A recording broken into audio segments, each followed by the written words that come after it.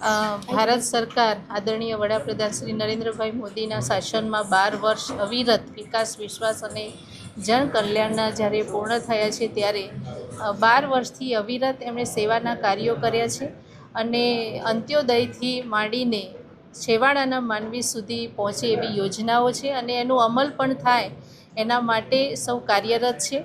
અને ભારત સરકાર અને ગુજરાત સરકાર જલ કલ્યાણકારી યોજનાઓ માટે ખૂબ પ્રયત્ન કરી રહી છે. વડાપ્રધાન નરેન્દ્રભાઈ મોદી સાહેબના નેતૃત્વમાં આયુષ્યમાન ભારત હોય કે વયવંદના કાર્ડ હોય કે સન્માન નિધિ યોજના હોય કે માતૃવંદના હોય, કોઈ પણ મહિલાઓ માટેની સ્વનિધિ યોજનાઓ હોય, એમને આત્મનિર્ભર બનાવવા માટેની યોજનાઓ હોય, તમામ ક્ષેત્રે આદરણીય વડાપ્રધાન શ્રી નરેન્દ્રભાઈ મોદી સાહેબ કામ કરી રહ્યા છે અને એમાં ગુજરાત સરકાર પણ સાથ સહકાર આપીને આગળ વધી રહ્યા છે. ત્યારે આગામી સમયમાં પણ ખૂબ જલ કલ્યાણકારી કાર્યો થાય અને સૌ જનતાને એને સીધો લાભ મળે. આજે લાઇબ્રેરીની મુલાકાત લીધી અને બાળકો સાથે સંવાદ કરતાં જાણવા મળ્યું કે સરકાર એમના શિક્ષણ માટે પણ કેટલી ચિંતિત છે.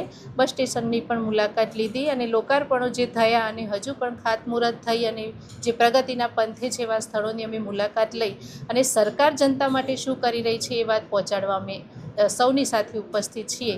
ત્યારે સૌ અમારા ક્ષેત્રની જનતાને હું ખૂબ ખૂબ શુભેચ્છાઓ પાઠવું છું.